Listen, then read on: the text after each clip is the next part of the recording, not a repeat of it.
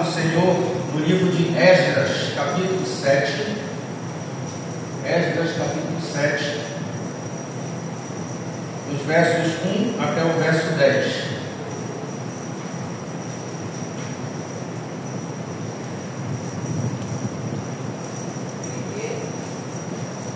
Livro de Esdras, capítulo 7, do verso 1 até o verso 10.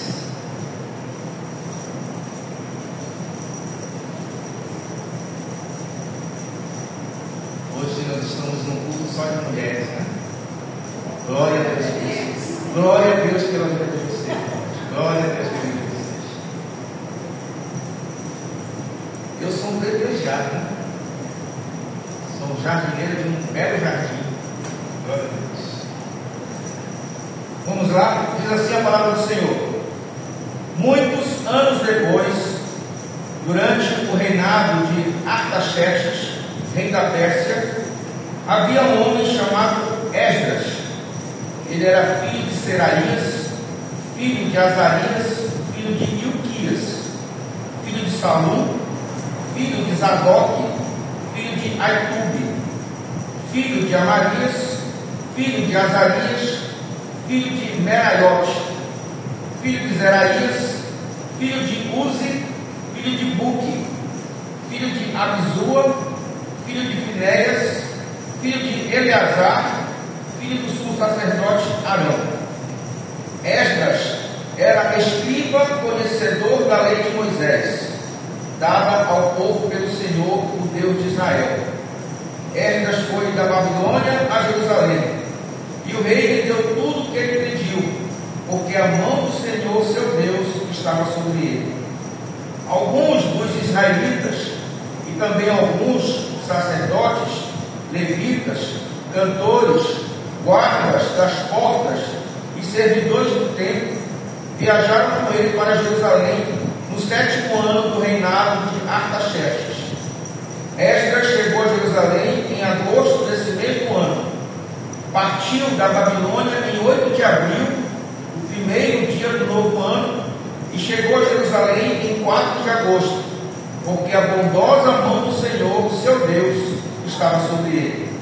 Pois Esdras tinha decidido estudar a lei do Senhor, obedecer a ela e ensinar seus decretos e estatutos ao povo de Israel. Amém. Vamos orar mais uma vez? Pai Santo, nós louvamos o teu nome. Te agradecemos pela tua santa e bendita palavra. E queremos nesse momento, Senhor, te pedir que o teu Espírito Santo nos capacite a não só ouvirmos, mas a compreendermos, a considerarmos e a guardar a tua palavra. Que ele nos dê graça de podermos aprender mais do Senhor. E quanto a mim, Senhor, eu reconheço que nada sou ante a tua presença. Que eu não passo, como a tua palavra diz, de um vermezinho.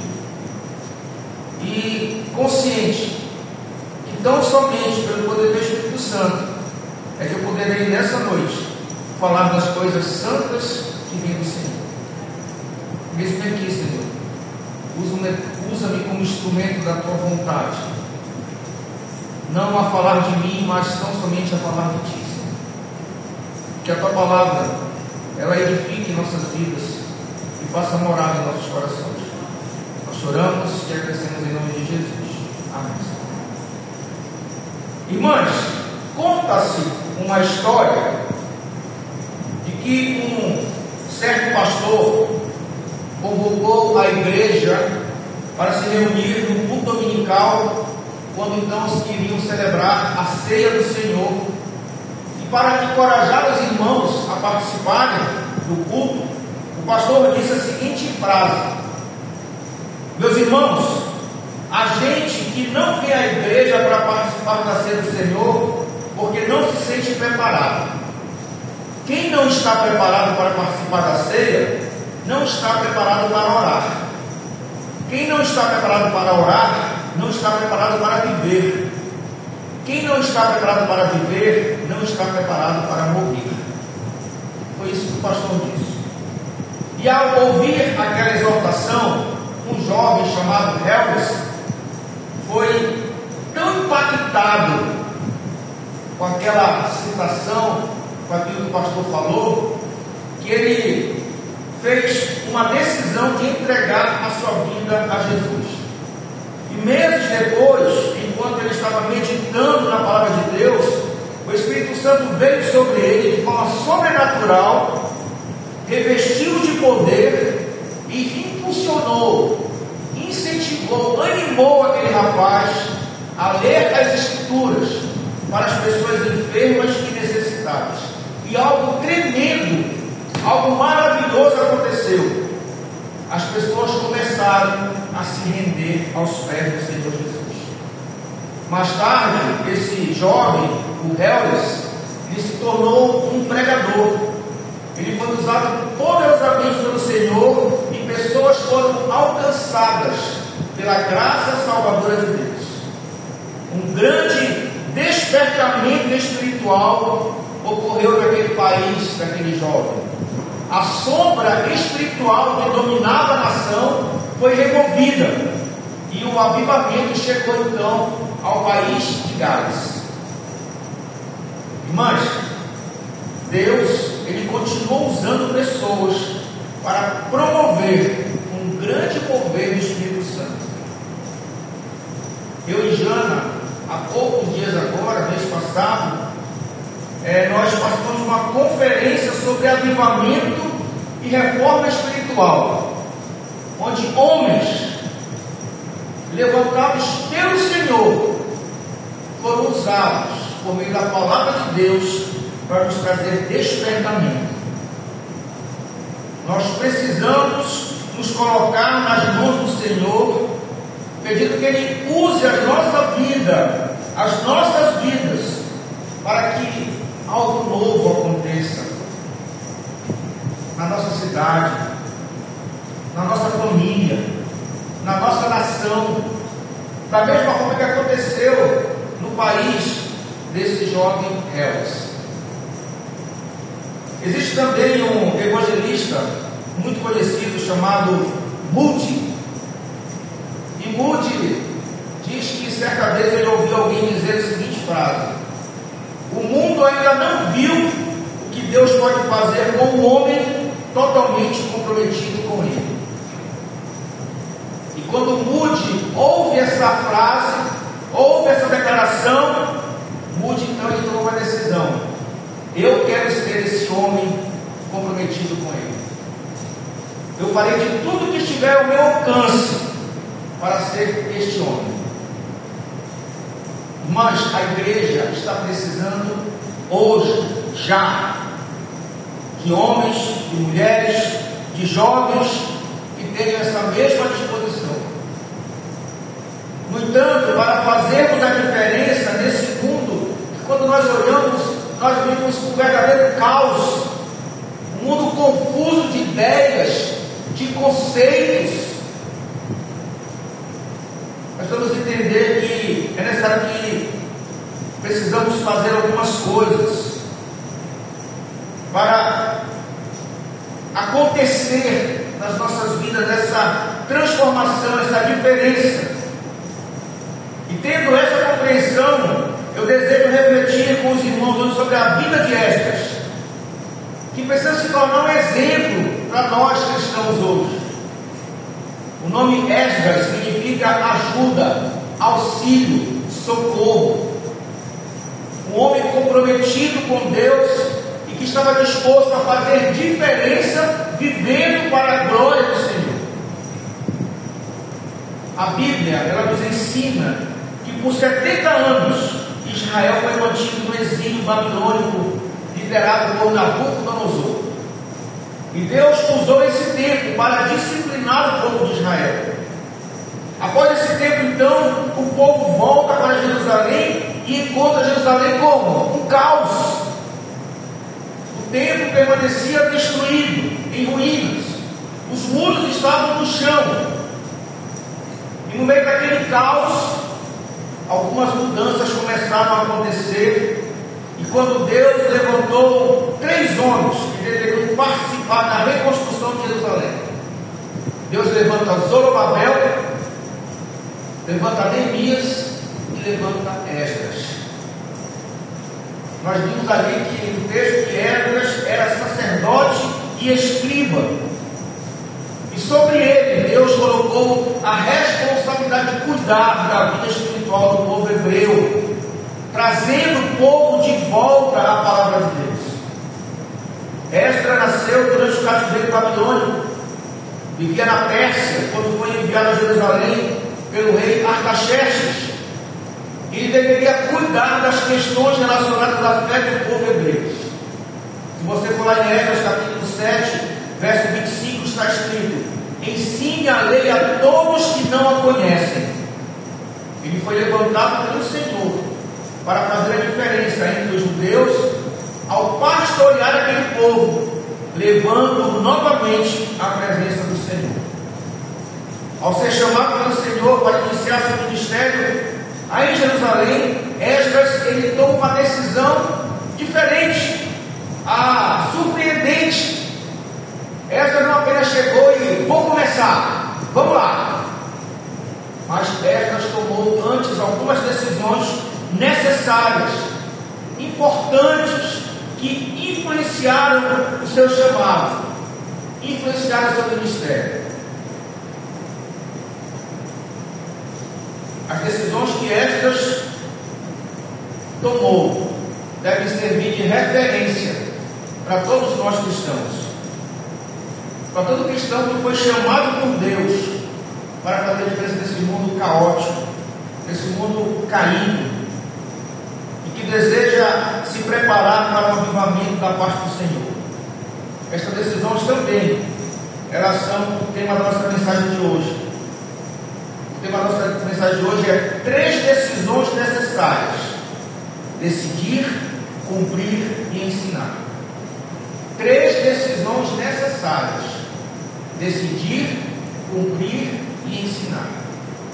Estas decisões tomadas por Esdras, elas foram fundamentais para o avivamento espiritual depois do cativeiro para o povo hebreu. Então, a primeira decisão de Esdras, no verso 10 diz: pois Esdras tinha decidido estudar a lei do Senhor. Na decisão de Esdras dispôs o coração e decidiu estudar a lei do Senhor. Antes de iniciar a árdua tarefa de trazer o povo de volta às Escrituras, isso seria uma tarefa árdua, né? Isso é difícil para todo pregador, para todo líder.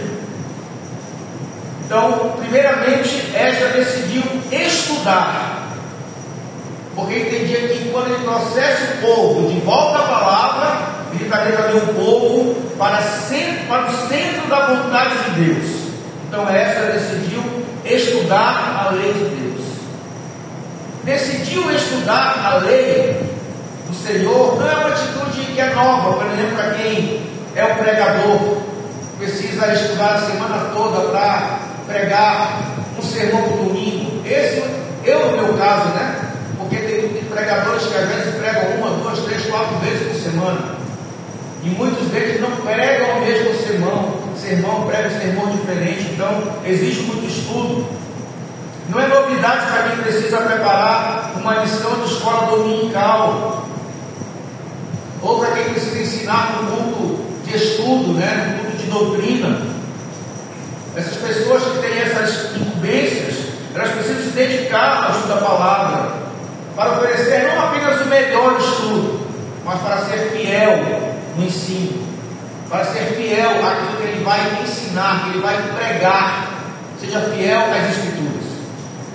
Porém, o que deve chamar nossa atenção é que Esdras, ele era um escriba conhecedor da lei de Moisés. O verso 6 diz assim, Esdras era escriba conhecedor da lei de Moisés.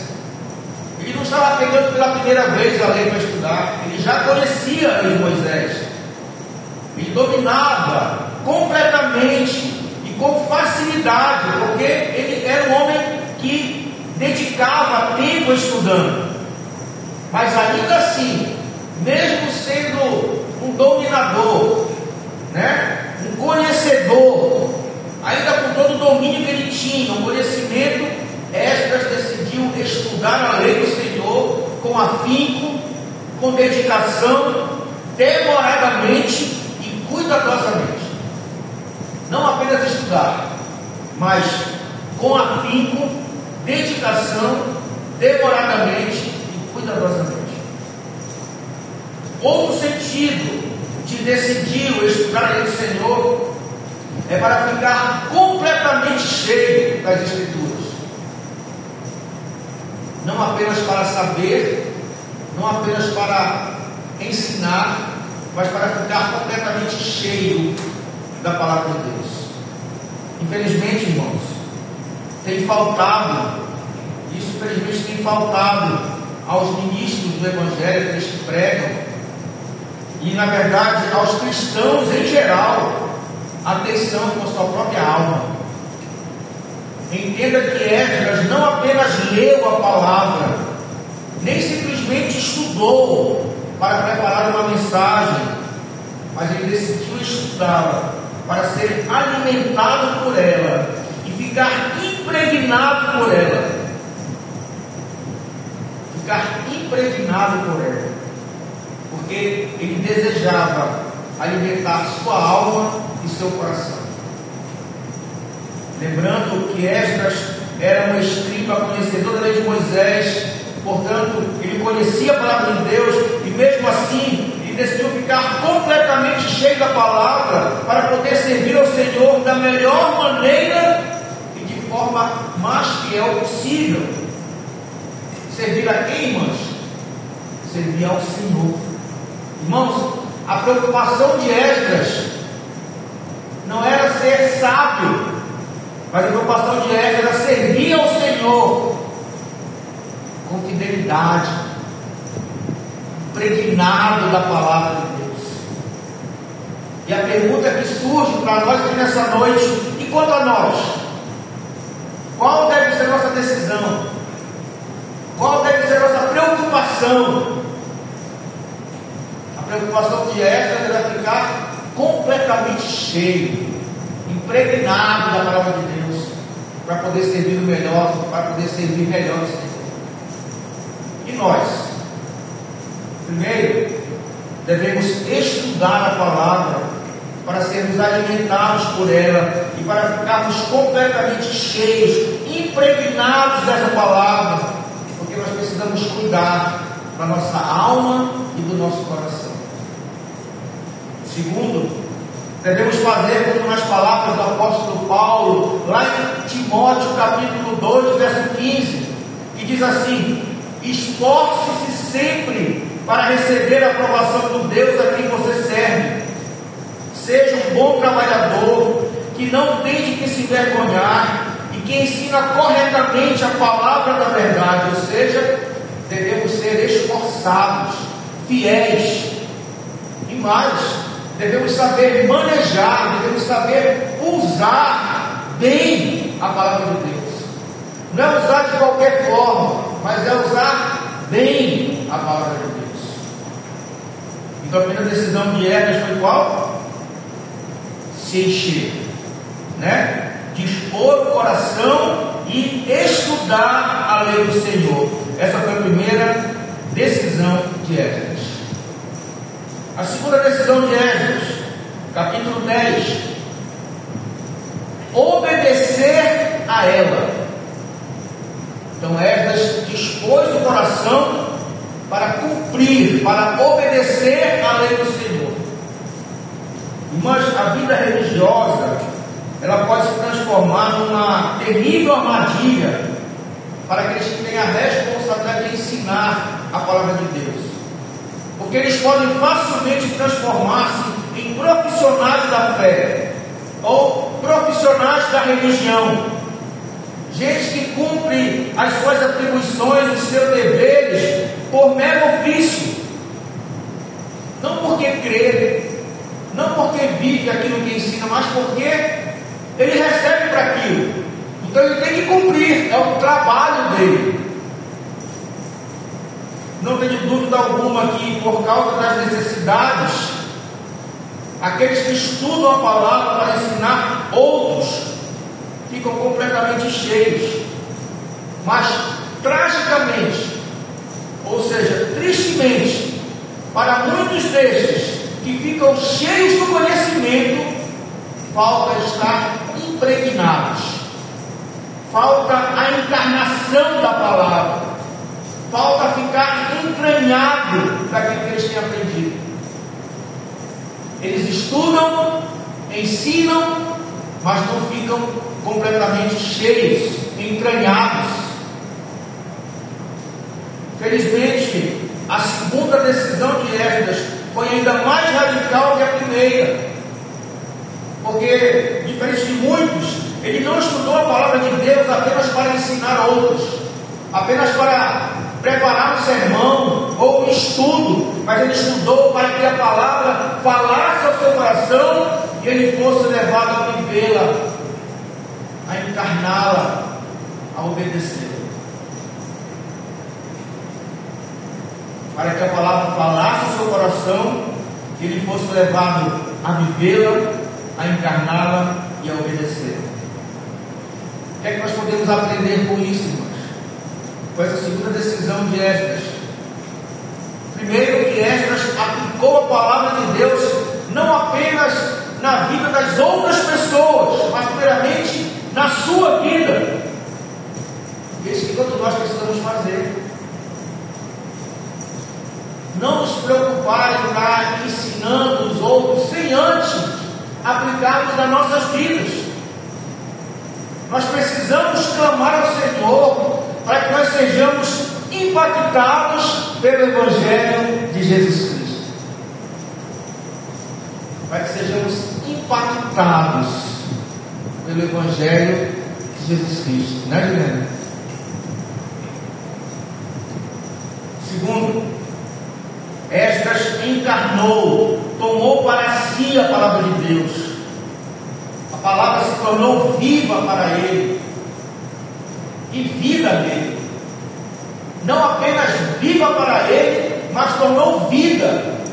É como se ele respirasse a palavra de Deus. Era a vida dele. Era o que era mais importante para ele. Se tornou viva e vida para ele. Terceiro, nós podemos aprender com Esdras. Esdras buscou a palavra de Deus para cumpri-la. Ele não queria apenas ser um conhecedor teórico da palavra. Ele não apenas queria conhecer a Bíblia de Gênesis e Apocalipse. Ele não apenas queria saber recitar um capítulo todo da Bíblia, mas ele queria ser um praticante fiel da palavra. É isso que Tiago, capítulo 22 diz: não se limitem, porém, a ouvir a palavra, ponham-na em prática. Do contrário, só enganarão a si mesmos. Não adianta eu saber a Bíblia e não pô-la em prática. Não adianta. Nós temos que tornar essa palavra viva para nós e vida em nós. Vocês já perceberam que nem sempre paramos para pensar sobre isso, irmãos? E sabe por que nós não paramos para pensar sobre isso? Porque nós começamos a acreditar que nós precisamos somente ter conhecimento, apenas saber da palavra. Mas quando vivemos o que a palavra de Deus diz, nós somos revestidos de poder e autoridade do Espírito Santo para ensinar a outros. Nós precisamos viver essa palavra. Essa palavra precisa se tornar vida para nós, para que possamos ser revestidos de poder e autoridade do Espírito Santo para ensinar a outros. Irmãs, infelizmente, a gente pode dizer isso com muita tristeza, tem faltado poder e autoridade nas nossas vidas. Tem faltado poder e autoridade nas nossas palavras. Tem faltado poder e autoridade nas nossas igrejas. Tem faltado poder e autoridade nas nossas orações, nas nossas pregações, nos estudos, nas evangelizações. Tem faltado poder, tem faltado autoridade. E por quê, irmãos? Porque nós estamos nos tornando crentes teóricos, que não vivem o que aprendem, não vivemos o que ensinamos, não vivemos o que pregamos, não vivemos o que falamos. Nós não temos aplicado a palavra de Deus aos nossos corações, irmãos. É necessário que nós dispormos nosso coração para cumprir a lei do Senhor.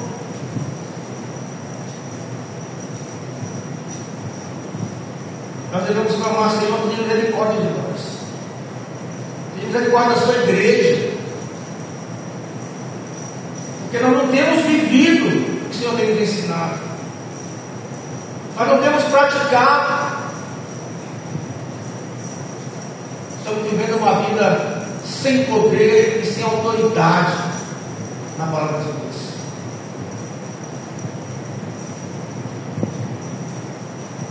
Terceira decisão que Esdras toma antes de começar a trazer o povo de volta para a palavra de Deus. Ainda no verso 10, Esdras dispôs o coração para ensinar a lei do Senhor. Diz: pois Esdras tinha decidido estudar a lei do Senhor, obedecer a ela e ensinar seus decretos e estatutos ao povo de Israel. Agora, Esdras, ele estudou, obedeceu, viveu, e agora Esdras vai ensinar o povo, para que o povo possa voltar de novo à palavra de Deus. E nós podemos notar que Esdras é um personagem bíblico muito coerente. Nós precisamos, depois de ele estudar a palavra de Deus, ao ponto de ficar completamente cheio, essa palavra foi ganhada nele, e aí então ele aplicou na sua vida, que ele então decidiu ensinar o povo. E infelizmente, mais uma vez, nós temos invertido a ordem das coisas, e muitos decidem ensinar, mesmo sem conhecer e sem aplicar o ensino das Escrituras à sua própria vida. Queremos ensinar, mas não queremos viver, não queremos aprender profundamente, não queremos primeiro aplicar na nossa vida. Esdras, ele vai dizer que ele é um reformador modelo, porque ele tinha primeiramente ele tinha vivido aquilo que ele ensinava, e aquilo que ele vivia antes, ele tinha consultado nas Escrituras, ele foi aprender nas Escrituras, e essa coerência trouxe resultados tremendos na vida dos hebreus. E eu quero te perguntar: você consegue imaginar o que acontecerá com você no seu lar, na sua igreja, no seu local de trabalho, entre os seus familiares, amigos, em Arenópolis, quando nós deixarmos de ser religiosos, quando deixarmos de ser profissionais da fé, quando deixarmos de ser teóricos da fé e começar a viver aquilo que a palavra de Deus ensina, e passar a ensinar os outros a partir daquilo que tem tornado completamente cheio o nosso coração. Você tem ideia do impacto que isso irá causar na nossa vida e onde nós estamos, onde nós vivemos? Você já falou para ter ideia desse impacto? A partir do momento que nós possamos viver esse Evangelho, aprender, viver e ensinar esse Evangelho. Dá para pensar nisso? O que vai acontecer? O que pode acontecer na sua casa, nessa cidade? O reverendo Hernandes Dias Lopes disse que há uma profunda conexão entre o ensino fiel das Escrituras e o reavivamento. Sempre que a palavra de Deus é exposta com poder, a uma profunda manifestação do Espírito, gerando despertamento, gerando avivamento espiritual na vida do povo. Não existe avivamento espiritual sem antes nós sermos avivados pela palavra do Senhor. Essa palavra tem que primeiro, irmãos, transformar nossas vidas, para que haja um verdadeiro avivamento. Concluindo, queridos, lembre-se mesmo, minhas irmãs, que grandes responsabilidades exigem um grande compromisso. Estas tinham uma grande tarefa diante de si. Ele deveria cuidar da vida espiritual daquele povo que tinha acabado de voltar do cativeiro de 70 anos. E por entender o tamanho daquela responsabilidade, elas então assumem 3 compromissos inquestionáveis. Ele buscou, ele viveu e ensinou a palavra de Deus. Ele buscou, ele entranhou, ele encarnou a palavra e ensinou a palavra de Deus. Normalmente não conseguimos ver o que acontece na vida das pessoas quando nós nos dispomos a ensinar a palavra de Deus, né? Muitas vezes nós ensinamos alguém e às vezes a pessoa sai de perto de nós ou muda, ou alguma circunstância, a gente não sabe o que aconteceu com o ensino que nós fizemos, que nós demos. Ainda que passamos com fidelidade, com coerência, mas no caso de Esdras, é possível ver os resultados do seu compromisso com Deus e com a sua bendita palavra. Esdras, ele chegou em Jerusalém 14 anos antes de Neemias, quando veio da Pérsia, com um propósito muito claro, né? Deus tinha um propósito claro, mas ele encontrou um cenário muito triste, estava tudo caos, estava caótico. Mas olha só, 14 anos depois da sua chegada, Esdras foi surpreendido pelo povo. Certo dia, os hebreus pediram que ele trouxesse o livro da lei de Moisés que o Senhor tinha dado a Israel, lá em Neemias 8:1. E aí eu fico imaginando, porque quando você vai em Esdras, em Neemias 8:1, você vai ver que o povo pede para que Moisés leia e ensine o livro da lei. E o povo então se reúne e Moisés começa a ler o livro 6 da manhã e vai até meio-dia lendo o livro, ensinando a palavra de Deus. E ficar num lugar ali sem se mexer, homens, mulheres, jovens, do nascer do sol até o meio-dia.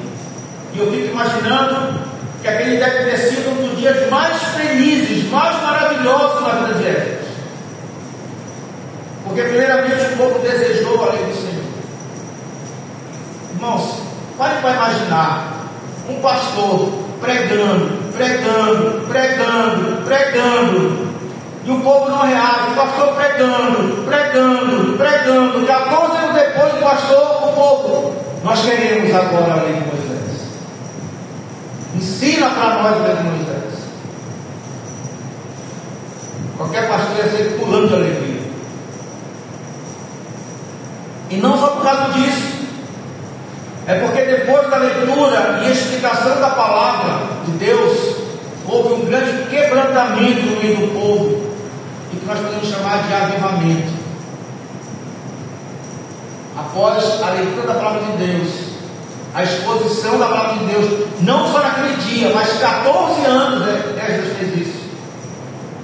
Mas naquele dia houve um avivamento produzido pelo poder da palavra de Deus e do Espírito Santo. Precisamos entender que o despertamento espiritual, ou esse despertamento espiritual, ele só é possível, e o texto diz, porque a boa mão do Senhor estava sobre a vida de Esdras. Estudar, viver que ensinar a palavra de Deus com fidelidade pode não trazer resultados imediatos, como muitos vão atrás de métodos que sejam eficientes, práticos, rápidos, mas com certeza os resultados que virão serão resultados permanentes, firmes, sólidos, porque não estão baseados em técnicas, mas está fundamentado na palavra de Deus. Irmã, se você quer fazer diferença na vida das pessoas para a glória de Deus, você precisa ser uma mulher tão comprometida quanto estas. E você então descobrirá o que Deus pode fazer com homens e mulheres comprometidos com Ele. Se você sonha, anseia, deseja por um avivamento espiritual na sua vida, na igreja do Senhor, tome as mesmas decisões que Esdras tomou. Decida, disponha o seu coração para estudar, para viver e para ensinar a palavra de Deus. E aí então nós poderemos, quiçá, experimentar um avivamento espiritual tremendo nas nossas vidas e na igreja. Que o Senhor nos abençoe. Mas antes disso, há uma pergunta que nós podemos fazer. O que é que nós podemos aprender com as decisões de Esdras?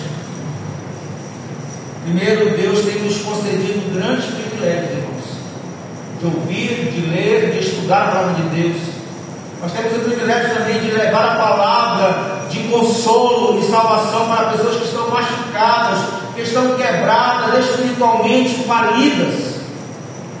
No entanto, todavia, entretanto, lembre-se de que grandes privilégios exigem um grande compromisso. Por isso eu quero desafiá-las nessa noite. Reveja, analise, considere o que você tem feito com a sua vocação, com o seu chamado. Reveja, analise e considere a sua vida cristã, o seu ministério. E eu quero desafiá-la nessa noite a começar a ser fiel ao Senhor da igreja, o nosso Senhor Jesus Cristo. Seja fiel. Sabe por quê? Porque o seu chamado, o tamanho do seu chamado, o tamanho da sua responsabilidade exige que você seja fiel com a obra do Senhor. Uma grande responsabilidade exige um grande compromisso. Segundo, seja fiel ao seu chamado por causa daquele que te chamou, Jesus Cristo. Ele não apenas nos chamou, irmãos, nós vamos prestar contas com Ele. O que é que nós fizemos na nossa vocação? Lembra que eu falei para vocês que todos nós temos uma vocação? O Senhor vai pedir contas da vocação que Ele nos deu. Portanto, devemos fazer coisas para o Senhor, para que possamos chegar ao final da vida e possamos dizer, como o nosso querido amado irmão Paulo: lutei o bom combate, terminei a corrida e permaneci fiel. Terceiro, seja fiel à sua vocação, por causa daqueles para quem você foi enviado a ensinar a palavra de Deus. Para quem você foi enviado? Para quem você foi enviado? Para quem você é enviado como cristão? Já parou para pensar nisso? Para quem você foi enviado para pregar a palavra de Deus? Seja fiel à sua vocação, porque o seu chamado, por causa do resultado do seu chamado, podem vir o resultado para o trabalho, para o reino de Deus. O seu chamado, com responsabilidade, traz resultados para o reino de Deus. Não podemos esquecer que quando nós trabalhamos para o Senhor, o resultado do nosso trabalho é eterno. E a palavra de Deus diz que a palavra de Deus nunca volta vazia. Nunca volta vazia. Que o Senhor nos abençoe, irmãos, e abençoe a sua igreja e nos desperte. É hora de despertar, é hora de buscar o Senhor, de estudar, de viver e de pregar o Evangelho, para que nós possamos experimentar do avivamento do Senhor em nossas vidas. Ao Senhor toda a honra, toda a glória e todo o louvor.